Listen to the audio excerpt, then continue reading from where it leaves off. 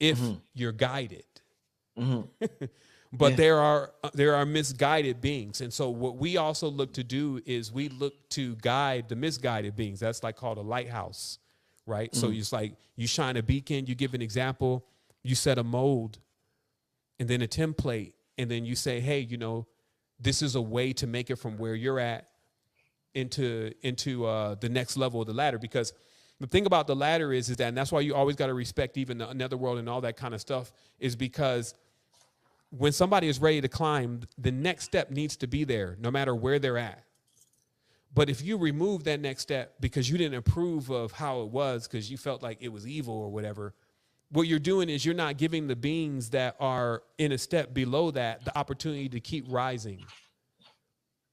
But it does also say that, behold, I saw the ladder going up and down. That is a very, very cryptic message, and it is very real that there is things ascending and descending. And this is why, unless you have a true eye, you cannot judge. You have not reached the state of being a real judge, because you will judge wrong. You don't know at times, like even when you see the worst person, if they were even worse before, or when you see a really good person, if they were like even better before and they're actually going down, they're getting less and less good. You don't know that unless you have a real eye, unless to be a real judge. And so it's like all of these positions, if you notice, even when you say you want to lead people, like when you want to be a star, it is a huge mantle, because there's a certain level of responsibility that comes with when somebody sends energy to you, to make sure that you are configured in a way that sends the energy back to them.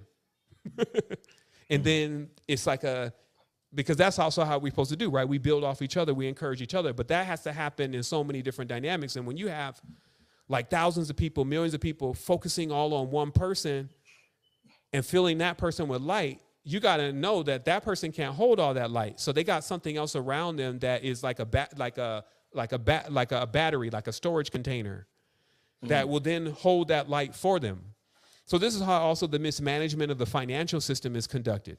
So because a person then gives up all of, like you got millions of people giving up all their light to one person, and then you got all that light concentrated in that one being, and then you got that being trapped in an inverted pyramid generally, right? Yes. So then all the power, and this happens in money, right? Because there's a denominator, right? So now all that person's got $300 million of everybody's money.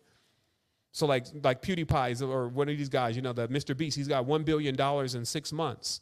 That was like $2, $3 at a time, but with millions of viewers and even kids in India, everybody just giving their last, boom, this guy becomes a billionaire. Now, the thing is that, you know, like I know, if I gave you $1 million, the streets would feel that.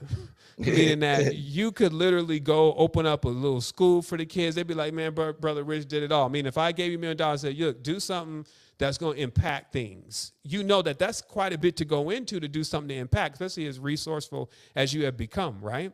So it's just that awareness that, you know, this thing from the mystical side, and that's why I said the dream is very important, because it's like the hint. It's like the clue. It's letting you know, hey, something is really like, if you can think about the feeling of magic and mystical stuff, the easiest touch point to that and your awareness of that is a real thing is the dream. Because it's a sheer phenomena that, you know, sometimes just gets completely overlooked about how we close our eyes and then be somewhere else. Indeed. So it's like we could be trying to find something we're trying to still like activate something that we already have a certain activation on, and we just need to work further in that direction and actually stay focused on that. Indeed. I want to ask you, Sevan, about one of the big topics with this quote unquote new age information is doing shadow work. Everybody's talking about, you know, you got to do shadow work. You got to do shadow work. What I want to ask you, since we're talking about time travel and timelines, and, you know, we have, you know, whether you believe in reincarnation or not, we have past lives and past timelines that we have experienced. Is your shadow self, is that Sevan? Is that aspect of, you know, like say I'm Brother Rich. I ask great questions, but my shadow self is, you know, You know, I'm just trying to think of something. Yeah, he's a bad guy. You know, I do some crazy shit in the back. I go outside at night and I rob corner stores or something like that.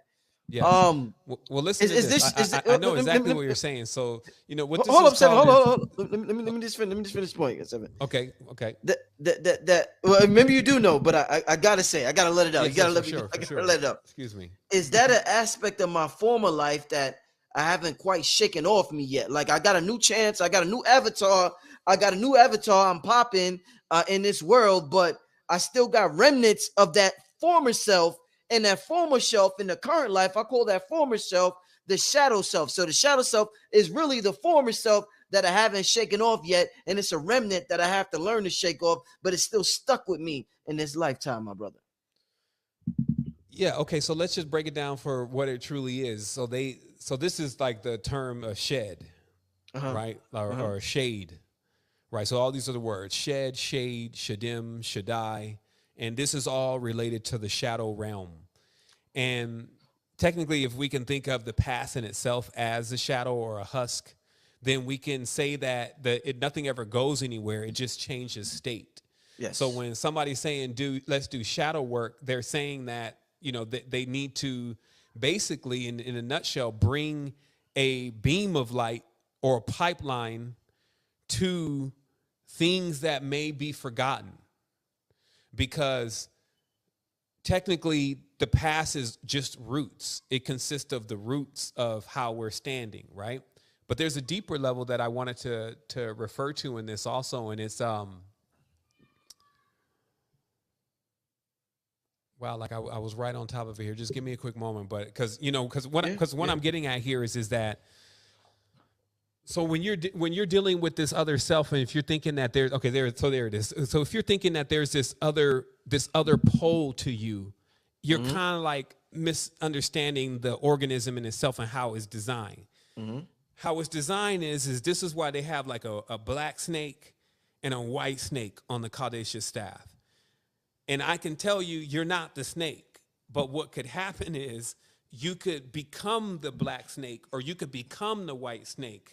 Just in the process of, because as I said, the snake moves through the body. So just in the process of the good angel and the bad angel decision-making thing that goes on inside of the mind, you basically polarize, as we were talking about earlier, to one of those energies.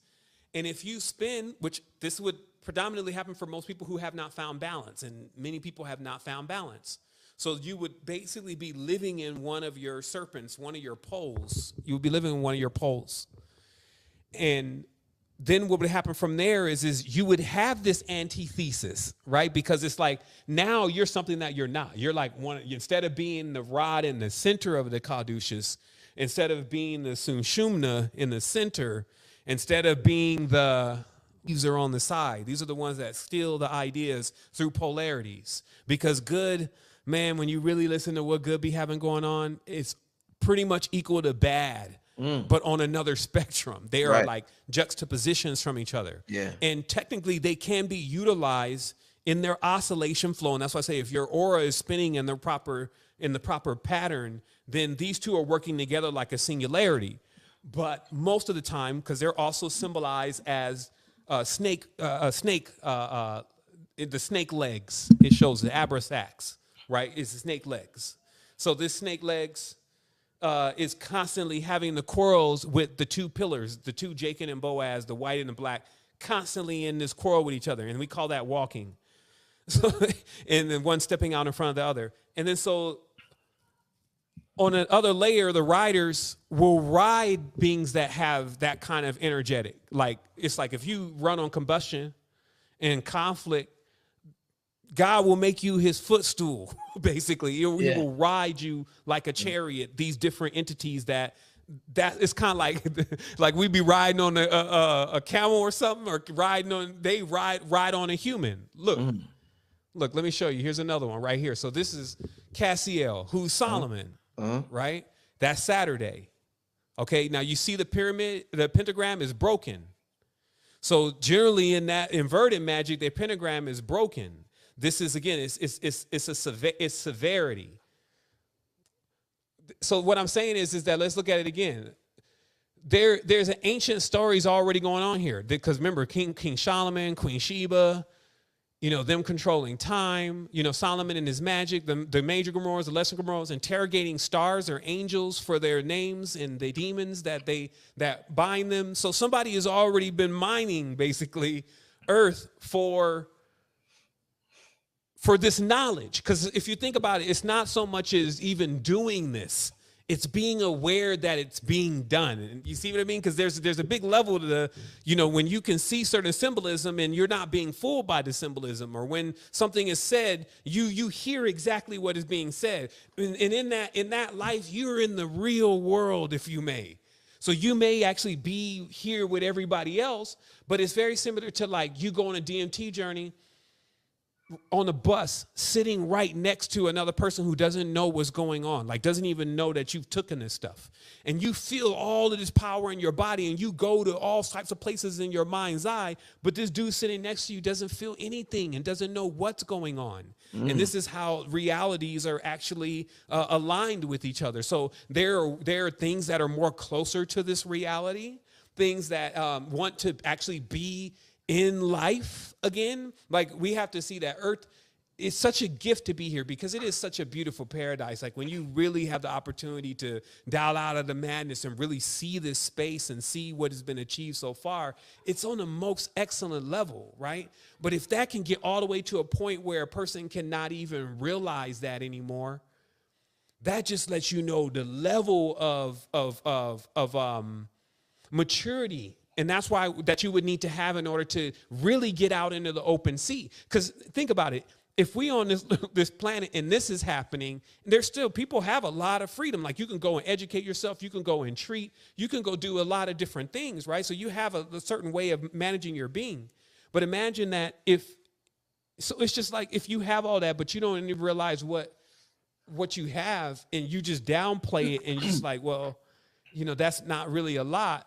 Then it kind of takes, you know, a whole nother level thing. So that's how we've kind of end up getting conned in certain ways out of our world and out of the beauty of our existence. And as I said, the beauty of actually really having somebody that loves you, the beauty of actually having friends that you've had for like 15, 20 years. Few of us have friends for like a long time, like, you know, 2-3 generations ago, you grew up with somebody, right? And so these kind of things, because see, with the organism that we are, it comes into these spaces and it sets in roots. That's why we go to the netherworld first.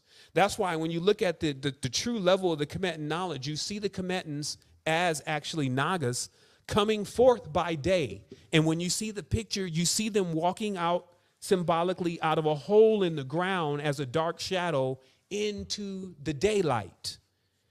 And this is just because in the netherworld, there are beings in there being cultivated now. Like, we think that we really understand how deep this is, but just on this realm alone, all the animals and the insects play the vessels or the transitory wombs to get things into this space. And that's why I say, even when you're looking at other nations and races and things, that even if you're original, you bought them here. It's like every time we let something or something comes into a womb, whether we're letting it or not, like letting something in is it being inside of our mind and inside of our consciousness. And that's another thing that we need to realize, is that our mind and our consciousness is already full of lots of stuff. The DNA is full of lots of stuff. So it's already there.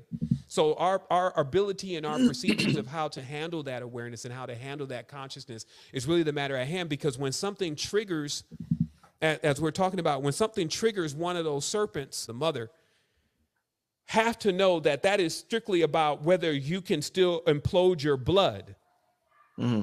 And the whole blood thing and about keeping your blood pure was centered around this, because when you start mating with people who have tainted blood, because the records is being kept in the bloodline, right? So then you inherit the debt or the hereditary disease of some other bloodline so that basically now you have to work that out. You see what I mean? So this is the bank. This is the blood bank for real. And so all of this, so that's why afterlife and this life blend together. See, that was the knowledge of what they were accomplishing in Kemet, is that they were connecting this world to the afterlife. And as I said before, not only did they have the knowledge of the Taurus, but the knowledge of the Taurus really belongs to the Great Mother. They were searching for another way to do this, like a human battery. And they were able to achieve this through a process, as I mentioned, of fermentation. This fermentation process is what you're seeing, that they even in the end of Egypt, they were selling this because they were still on this phenomenon that there was still someone alive that knew how to do this. And it's basically how to really embalm.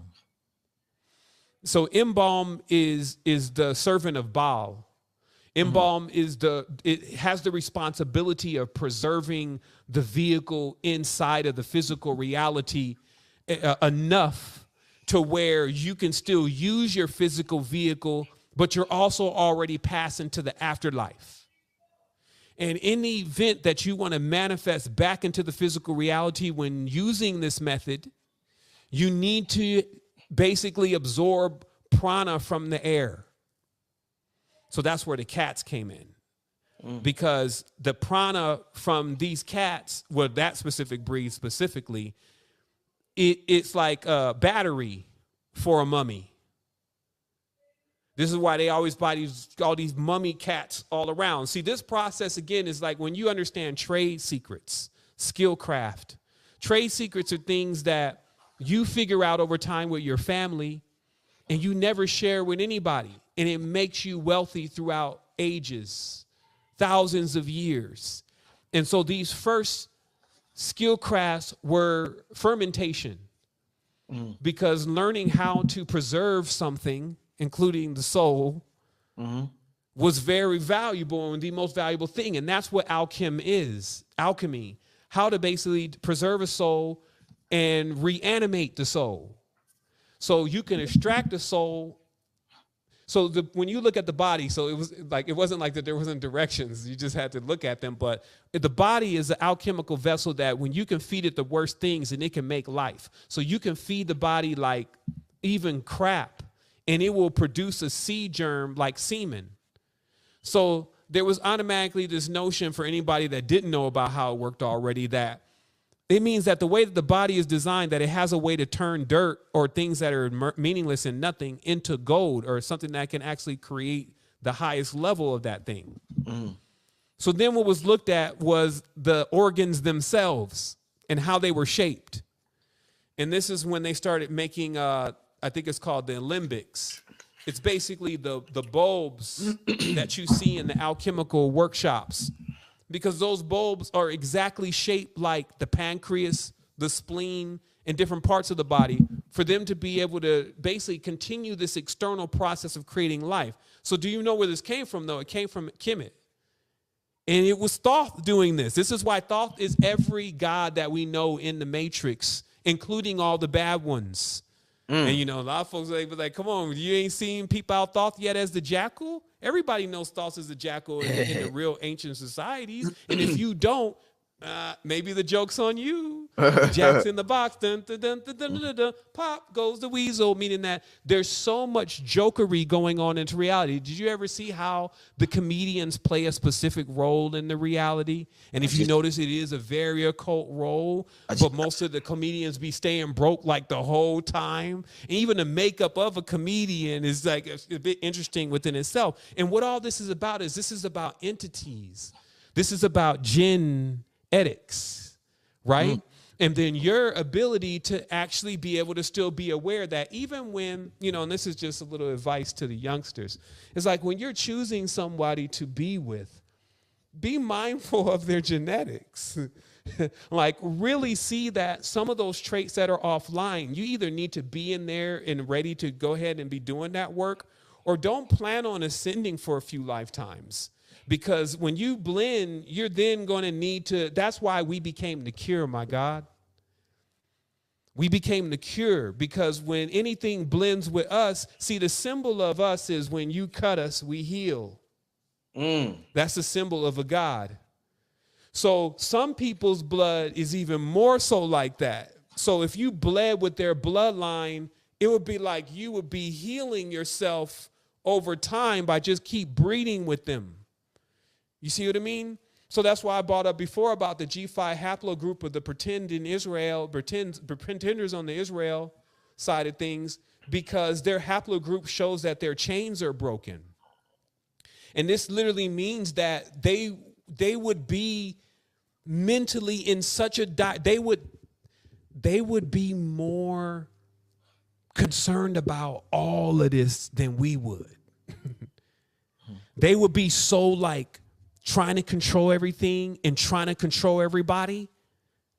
Because see, for us, we already have like a guaranteed certificate.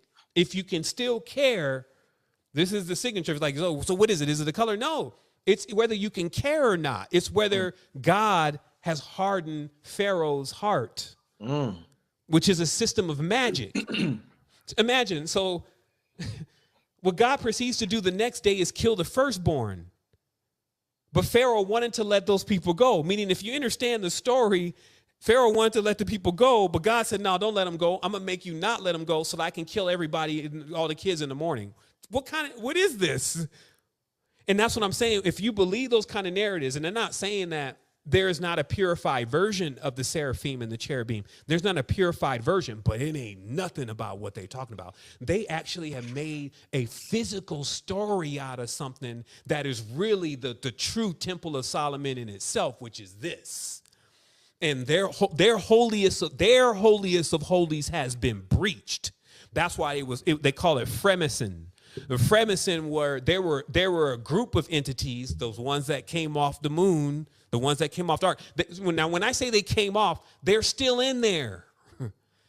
It's like when the sun shines through the moon, it goes through them like a reflector, and they project their energy onto the reality. That's how the whole thing works. So as the moon moves, so too now the energy changes. And that's why it's like you got all these different variables of moons. It's not like the same moon.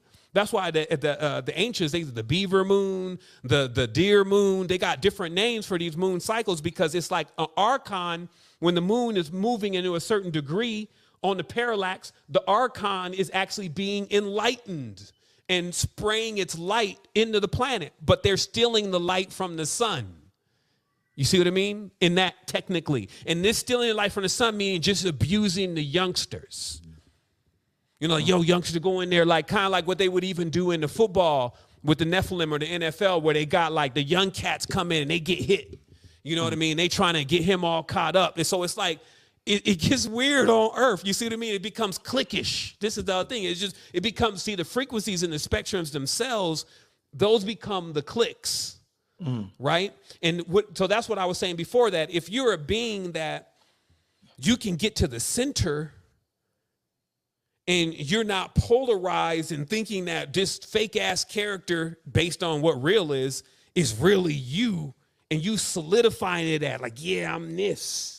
I'm Sevan Bomar. You're going to stay in Sevan Bomar for lifetimes until you realize that that's an id, that's an ID. So you have, that's not you, right? So you know how that works. You know what I mean? Those are the classics of this. Well, let me ask you this, Sevan. This is my last question that I'm gonna ask you. No, I think I got two more. I don't know. It depends on how it goes. This conversation is just going so well. You know, I don't know, brother. I don't know. But you know, you talking about what you're talking about, and also one of the things you speak on in terms of your message to humanity is about the division system and about race.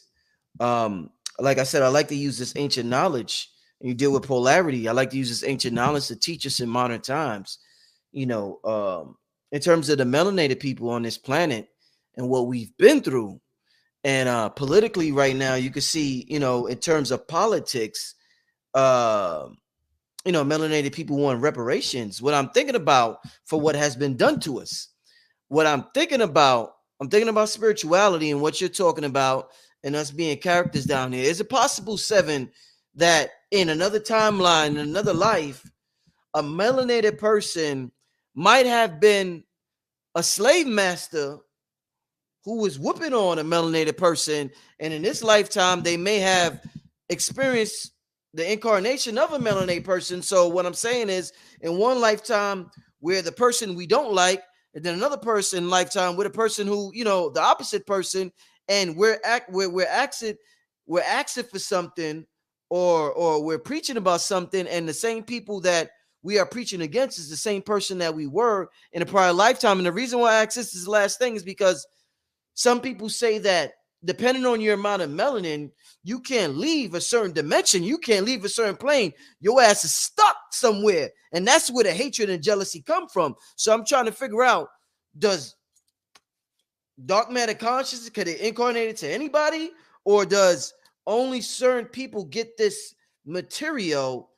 You get what I'm saying? Yeah. Yeah. So, yeah. Well, I would say it this way is, first of all, nobody's getting away with anything. Yeah. Meaning that everything that people will do in their lives will be written on their DNA. And if they draw debt, which is based on their discernment, because you know when you're doing something that is kind of like on that shady side, it's a natural compass, right? So we don't need other people to judge us. It's like, okay. And then what you try to always do is just balance out. So I used to even have this thing, like I was like, if I see myself, you know, I'm about to do something, maybe I'm going to drink or something, I stop cussing. Yeah. You know what I mean? So I was always conscious that you want to stay balanced with this, you know, you don't want to get excessive, right? And that's just kind of common sense. But I think, you know, in digging deeper into what you're talking about in relation to, like when you're talking about races, to me, what all that is really based on is it's based on how much soul force you have and how mineralized are you, okay? So what this is about is that you have souls that are very young, right? Like they're just budding. They're almost like in themselves as the society gets weaker, their consistency in itself doesn't contain like what you would say is almost like a heirloom version of that same seed. Because, you know, you got these qualities in the seed. And then you even got some of the seeds where they get so watered down, it's like they're coming in and out of lives so fast, there's no time to mineralize. And this is a lot of times based on the portal that is being used in order to get in and out of lives. So as you know, that those who are melanated and some that are what you would perceive as not melanated have had relationships with what would be seen as reptilian or serpentine kind of beings, and using that as a form of being able to enter into the reality. So I see life as a soul cooker, that and with the ultimate goal to refine every soul, whether we think so or not. Because that's what it gets into. It gets into turning dirt into gold. So even the worst person that you can think of is only primed for this thing to take it through the entire process of how it was designed. And our body is designed the same way. And I find that, like, when we see the external saga that is running is like somebody is kind of interrupting your dream, to be honest. Because a lot of stuff here we're trying to make sense out of, but it's like we're trying to make sense out of foolishness. We're already approaching the reality from some deception that we're all separated and not the same organism. We're not only all the same organism, the whole planet is also the same organism, and nobody is detached from the organism.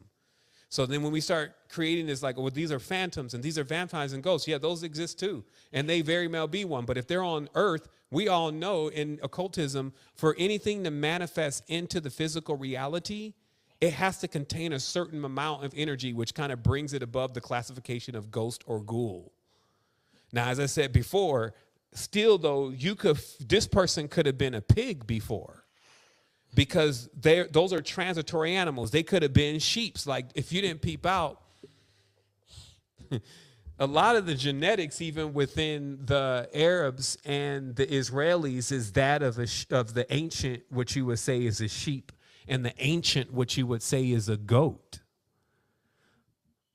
Like, really. Like a cherubim, when you talk about a cherubim and you're talking about the horn beings, you're talking about that, not just that these are like spirits running around, but the genetics.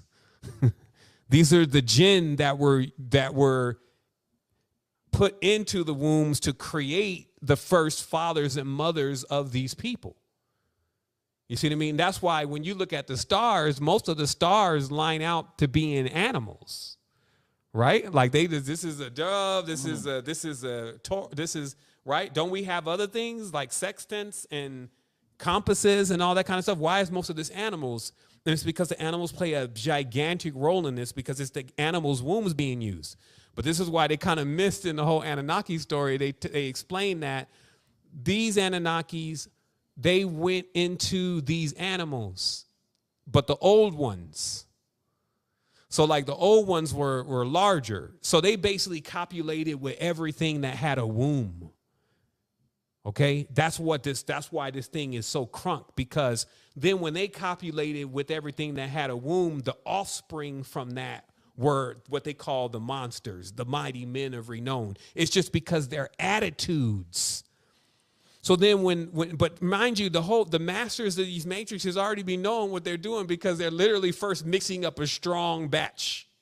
And they're about to water that thing all the way down. They're about to step this thing all the way down, just like alchemy. They're about to have this thing so diluted that you're going to have like a small, tame, cute one when they're done. He's going to have a lion at the house. You know how we like to take these ferocious ass beasts and then be having them hanging around licking us in the face? Yeah. This is pretty much what domestication is. And we got to realize that the human being is not Google, as his name, Gilgal. And some of those big 6-finger, all the Saturn aliens have 6 fingers because they work on a system of 12, which is the Merkabas. You see what I mean? The chariots and the UFOs and all that kind of stuff. It files into that. And guess what? So I heard somebody say, oh, my goodness, Earth is doomed. Oh, my goodness, Earth. Your Earth may be doomed. But you need to realize, actually, if you follow something that is doomed, you will be doomed. Earth is not what you think. The pristine, pure Earth is going on right now, for real. Just like we've been talking about this quantum theory and everything. The height of Kemet and everybody doing in a climax, that is a space and time. And there's a ritual that is being done there all the time to make sure that that can be accessed. So meaning that in every height of society, we do a ritual at that height. We record that point. That's what talismans are. You're recording a point of height of energy. And then that serves as an interface to that. And that's why all of our symbol, like all of our deep symbolism, all of our ancient languages, all those kind of things, we need to understand, because we don't know that, because we don't even know Euclid's elements, our whole data pack is just gone. Now, here's the thing. This is why they say when they look at these shapes, it starts to make you feel a certain way. So it's like something you're concentrating on. And why are you concentrating? Because you got to boil down, this is stupid. I'm bored. I don't see anything. Is this supposed to do something? I would love if this was a video. Is this 5 minutes already? What is he talking about? You see what I mean? So the mind is just like, this is not the mind of Alexandria. You know what I mean? Where it's like, because the reason why you would be gung-ho about all of this stuff is if you already had got a taste of the dream, or you knew that your master had, and he even sent a projection to you. So basically, it's like you were growing up in a guild of people who you knew was the truth. So you just knew that once you had really graduated, you would get to that level, and there was like nothing in between that, like no scam, no sale, no none of that, right? And now that support system, we don't see that support system. So we have to really see in our consciousness, so what happens after we don't have our support system? So even the direct beast, because I won't let anybody get off with it here, there's a reason why you have a large amount of African-American males in prison. And the one who's running the prison is called the warden, and that's why I said the God here is named War. So the one who's watching over all these guys, his name is War too, and he watches over the den. But what war? What happened? And that's what the trick here is. Because imagine that we had a whole clash with a whole different race of beings, and even the knowledge of that clash is hidden. So that way it's like, because you see, the thing is that obviously that's a part of the treaty. Okay, so the treaty is like, once you're overwhelmed, the treaty then is one, you can't use your powers, and you don't have access to your Ra. The Ra is evil. That's why in Yiddish, Ra means evil, because Ra is the sun. Ra is a neural network mainframe that contains all of the data from not only this planet, but also other planetary systems. And having access to that interface immediately enlightens you. However, if your ladder is broke, because remember, all this is going on inside of you. So if you become enlightened, that means literally that everything that is on the bottom of your body is going to try to make an exodus into your mind. So it's like the great teacher has to exist within all the parts of your body and that's basically the conditions of your organs, the conditions. That's why all this is all internal, the conditions of your blood. Because when everybody starts to exodus and try to go to the promised land, you see what I mean? They are all now going to be tasked to go up to Mount Meru. And some ain't going to make it. And you got to be able to nourish them along the way. That's why that's the whole shepherd thing. So, and what you're nourishing is to like move it when it's trying to get too far to the left or when it's trying to get too far to the right, your energy. That's what I say. Straight and narrow is the way. That's the sushumna. It's the column. And all this means is that as you're waxing stronger in your power, you're trying to avoid polarizing, because the moment you polarize, it looks like a thermometer.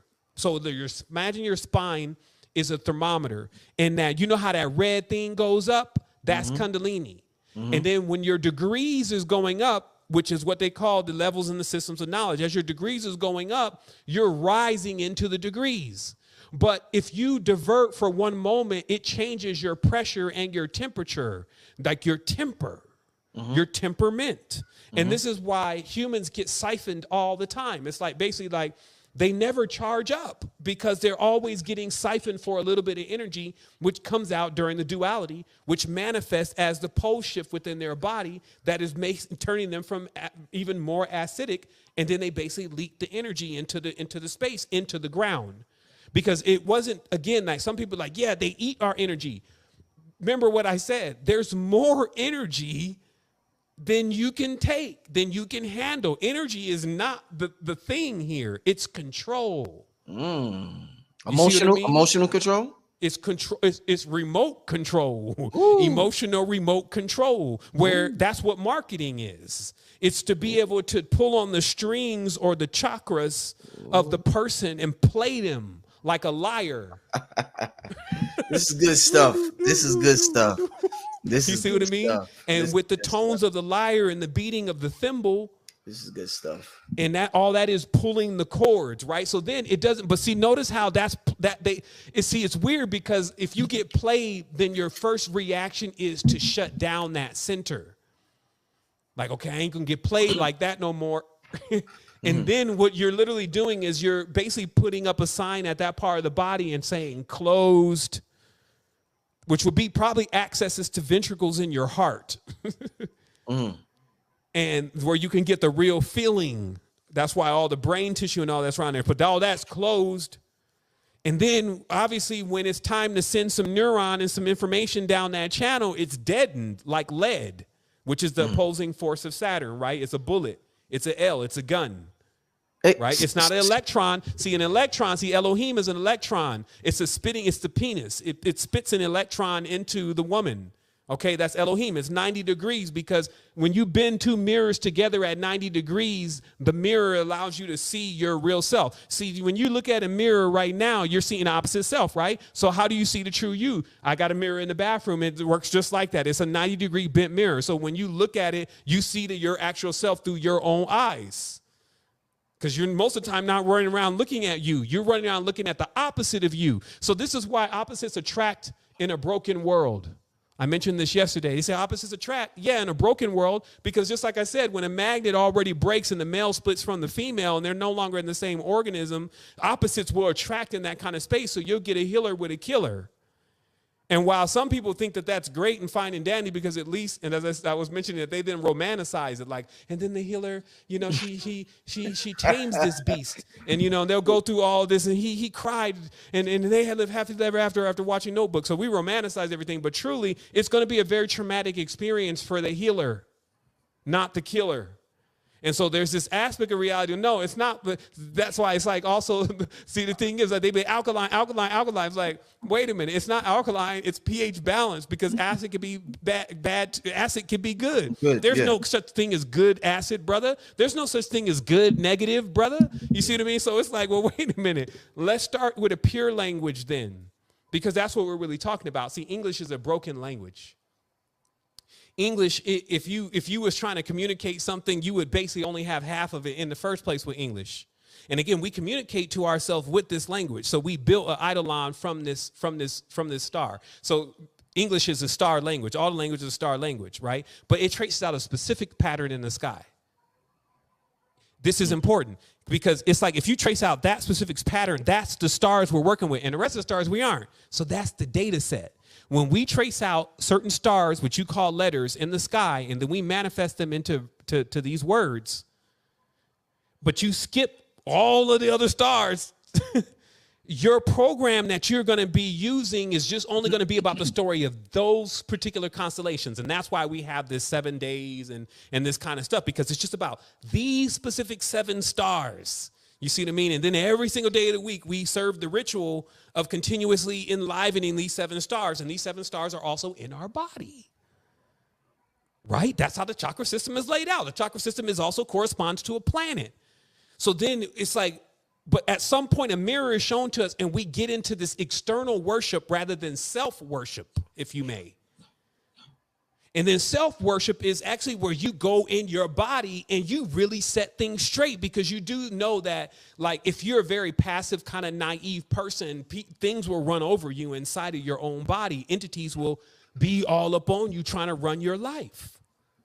And so that's why it takes these wake-up calls sometimes, because you realize, like, when I had to wake up was when I got put away for a little bit. And it was because, like, everything was good for a while inside of my mind and was making all this money and all these people loved me and all the cars and all the 112 and all that kind of stuff. And then when I got burned out and then I did something and got put away, it was like that form of consciousness was like, you're stupid. Why did you do all of that? Look at where we're at now. And then I'm like talking back to this consciousness, like, what do you mean? Like, you was having fun, and then I caught myself. And I was like, who are you talking to? And that's when it clicked for me that when you're talking to yourself in English and it's talking to you back in English, you've created something with English. And because English is a mystical language, it is connected to the star, you have the being living inside of your consciousness. And you can oftentimes confuse this being to actually being you, especially when you turn off your feelings. Because if you don't have any feelings, the only thing then to communicate with is language. And this, now you're in, you're in its hands, right? Because it's a master of these linguistic things. But that's what I'm saying. People can talk all they want, but man, you got to get in.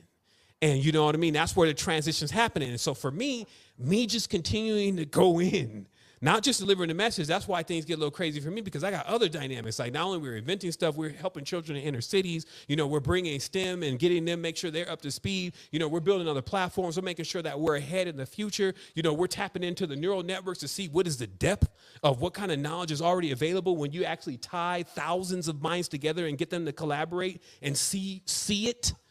You see what I mean? Like, if people understand, like, I own text-to-image.ai on all levels, and text-to-image just became the biggest thing. Do you see how I own all those domains? Do you see how far we are ahead? So, the thing is that we keep thinking that this lethargic slug moving through the reality that says it's in control is actually more advanced than we are. And that's not what's happening. It just keeps trying to dumb us down and keep it inside of its narrative. Now, the narrative is very important. NAR is very important. The narrative of things is basically, who's the narrator? Okay. This is why I'm saying the narrative is so important in controlling your future, because who is the narrator? What role does a narrator play inside of a movie? It's that voice that's talking that seems to be trying to explain what's going on in the movie, right?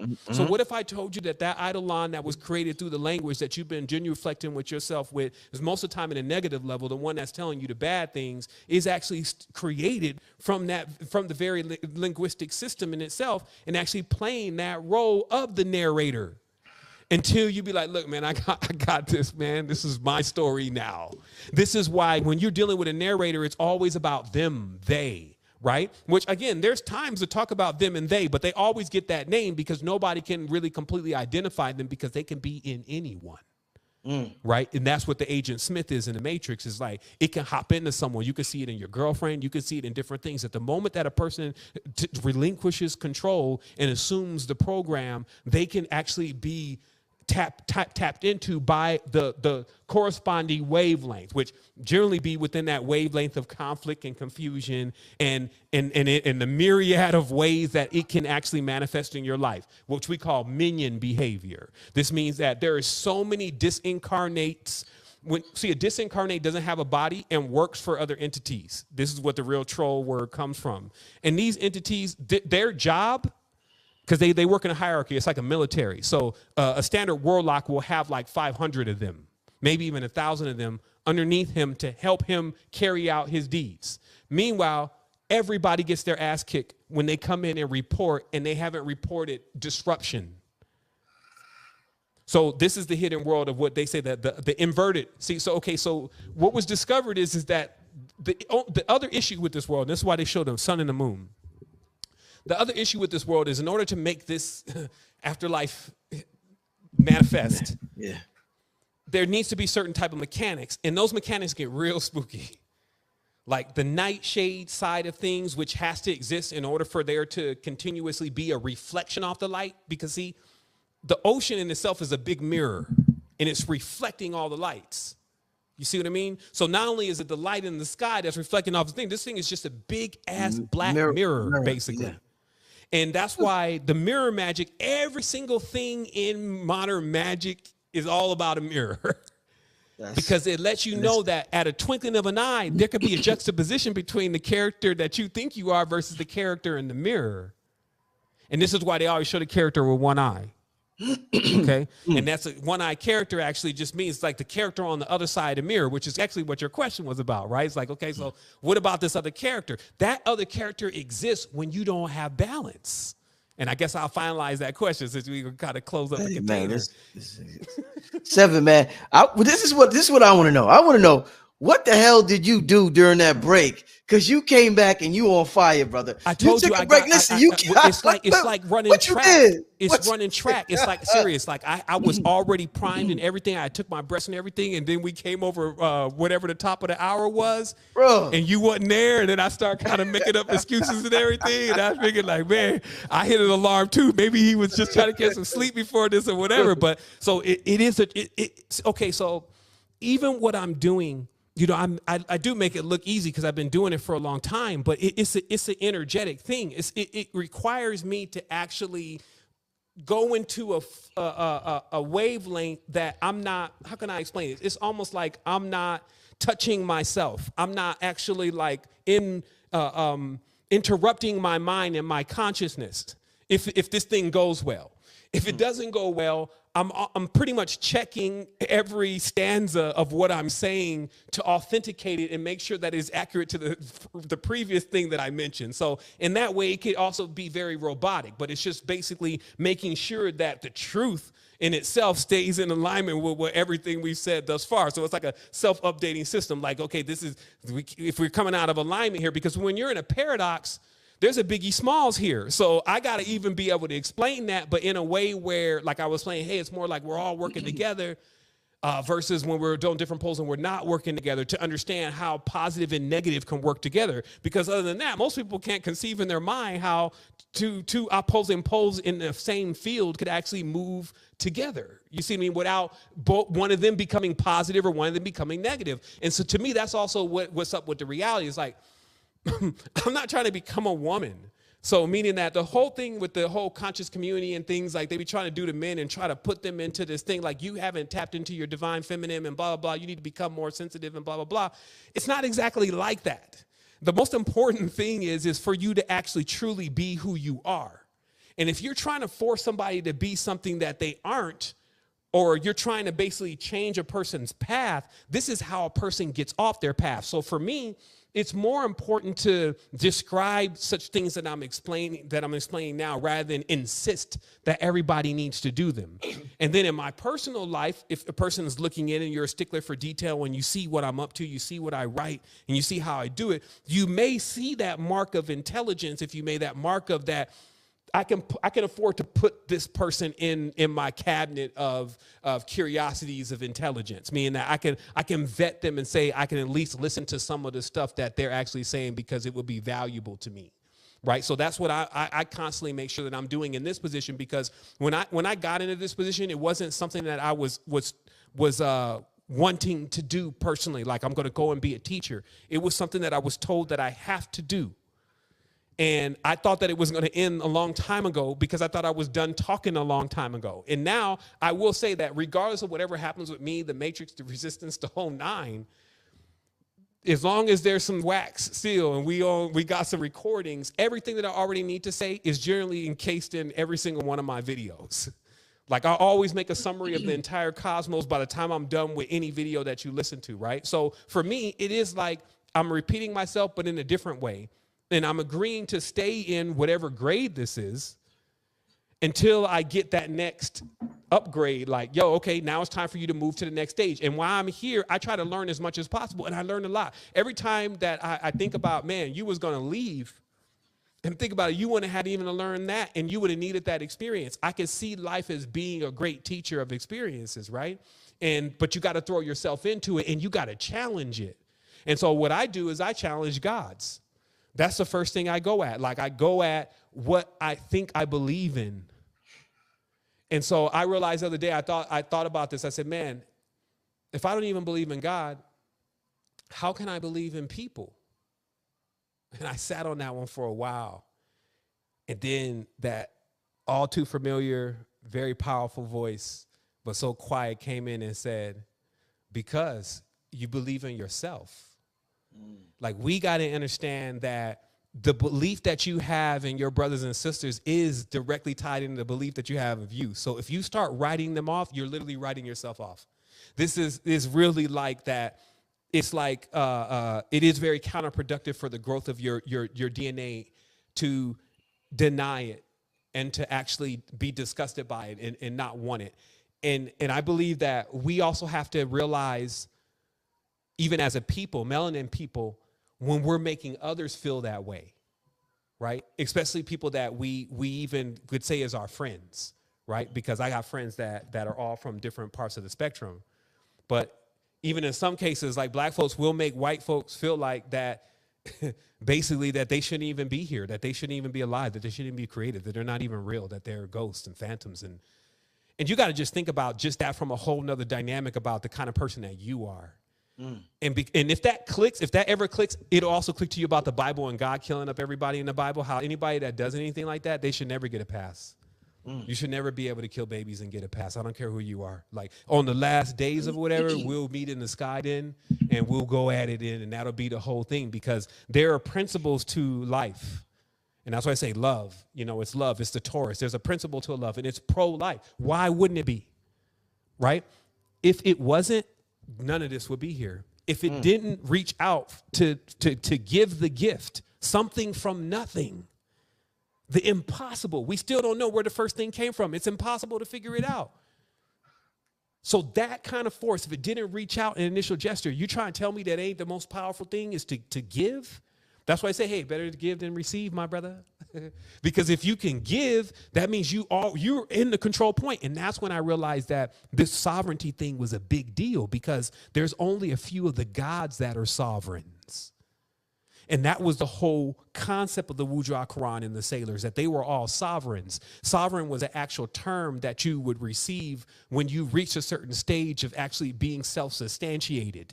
This is what nirvana was really about. It basically means that you're not dependent on any of the elementals. So fire, water, earth, wind, all the air and all that oxygen, all that stuff, you don't need that to exist, right? And that's like, these are benchmarkers for things when you start calling yourself a creator. You see what I mean? And so what I would assume then is now we have this opportunity, as I mentioned before, to bring this stuff into alignment for maybe even ourselves individually sometimes, like more so than in 2023. See, in 2023 now, it's funny because it's 2223 right here on this side. So I guess that's the synchronicity, and it's the third. So in 2023, which is 322, right? In this time, this would be the time that there is somewhat of a fork in the road between us and they. Because see, the narrative is going to get into something so weird that it's going to fuse your brain. And let me explain to you how you know that this is already happening. It's not like just the Mandela effect, but it's the other effect. I'm not sure if you've seen this before, but it's the effect of where somebody will be saying something in like a video, and there will be 2 words on the screen. And based on the word that you read, you'll hear them say that. Okay? So I'm going to explain this one time, and maybe somebody share a video of this, but I've found 2 videos like this. And they just show you how, like, it's like a subliminal thing. They had one, it was about the Barbie and Ken. And it was like, did he say Barbie or did he say, in this case, fuck? And so they'll put the 2 words on the screen, Barbie and that word.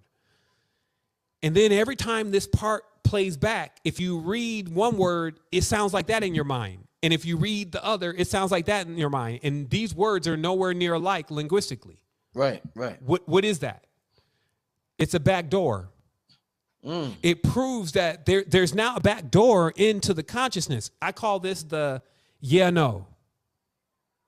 Yeah, no is the new phenomenon, because we never said that when we were younger. It was either yes or no. There was a maybe. No. But the yeah, no is like when you could be talking and then you'll be like, you'll feel your brain. Well, you'll just say it. Most people just say it. Yeah, no. But see, in true logic, these words don't go together. They're actually opposite. So what's actually happening in the brain is the brain is doing the opposite of singularity.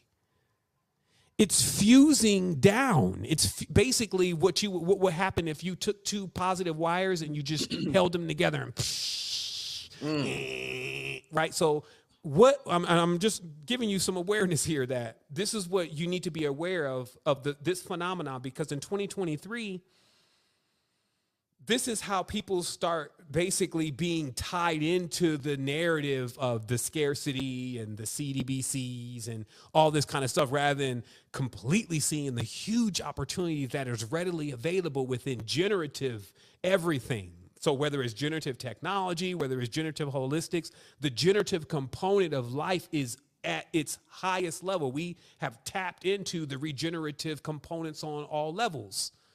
So, but you got to focus, is you got to retrain yourself, right? It's a more rapid training, but you need to retrain yourself into generative things. But I'm mentioning this because the generative field is so abundant. Anybody starting in generative technology, if you may, at this stage, is guaranteed pretty much within 2 years to already had leapfrogged the situation in the matrix where they would be coming in to basically try to determine at every point, as I discussed with you when we were talking before, about every point about how you're making your money and who you're paying with, and what is that name, and is that name a BOGO, as we used to call it? Is it a house, or is it a profile, or is it really you? And you know, and is every single thing accounted for? And I just call this AI IRS because neural networks are extremely powerful, but they in themselves are at the behest of their welders right now. And these systems that are coming out, when they're feeding all the medical data, they're feeding all this data, and they're flattening this data. Don't think that this thing is like Google and just like a search engine. It's something entirely different. In fact, we are now at the brink. I think we're about 2 months away from GTP4. And once this is generative tech, this is generative AI, general intelligence, meaning that it will be at the level of thinking like a general human. You got folks over here still like that. No, brother, that ain't gonna happen. That ain't. And it's like, that's all the illusion that you're in. That's exactly what they've been doing. They've been messing with people's mind so that they got this weird way of seeing the reality, and it's blurry. It's not even the real lens of how the reality is actually designed and put together. And so thus there's like this feeling that if you're consistently making bad judgments and not in alignment with yourself and empowering yourself and those that are around you, that nothing's going to happen. And that's not how this works. You have a certain amount of an allotment of time. And how you know that you received the grace, if you may, or the gift, is because you would be getting knowledge and wisdom that is like people were trekking the desert for thousands of years to hear any of this that we're talking about right now. Even if you could read or if you could speak, you would have to have somebody that actually knew this stuff and was able to tell it to you, let alone put it into application. Yeah. That's right. So now we have it where we can put it into application. Like if you wanted to see the other world, it's literally one trip away, but it's not as necessarily about doing that, right? Like now it's like we spent so long thinking there wasn't a spiritual world. You know, even though, like I said, you take DMT, you'll still see right away there's a spiritual world. It doesn't mean that you know what to do there. It doesn't mean you could take all the ayahuasca you want, and it doesn't mean that you know now what to do on the spiritual plane, but you know the spiritual plane exists. So imagine people who would spend 40, 50 years and never even, they just got this Jehovah thing they've been worshiping, and they never even seen the real spiritual plane before, right? So in conclusion, I want to also say that the deep level of knowledge here is that everything is really about your foundation. You have to have the courage to go back in if you need to rework your foundation and get on something solid. And the reason is because obviously when you even grow up in dogmas or you have things happen to you when you're younger, you base everything that you're experiencing on the world from those dogmas. So everything goes into that, like I said, angel or devil category when you have a heavy Christian religion programming sitting under the layer of your metaphysics. You see what I mean? And then so sometimes you got to go back and watch your consciousness and watch your mind and see how much of that residue is still left that is allowing you to go on with certain absurdities that is short-circuiting your very energy. In order to have access to the complete cosmos, you must have a pass. The way that you get a pass through the cosmos is that you actually will help all of the children. You don't care what color they are, any of that, that you will help the children as if they're your own. Because see, what a bad judge does is we got bad judges in the world.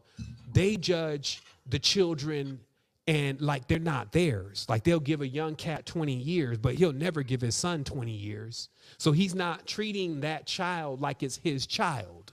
Because he'd be like trying to rehabilitate his son and all that kind of stuff. So see, our hard north is always to let us know that we're basically upholding the children for real. And we don't care what color those children are. Because every being coming into this space is to be given the proper opportunity to travel, to not only explore, meaning to go out into the reality and to be mentored by the reality, but also to go into that, into the internal. The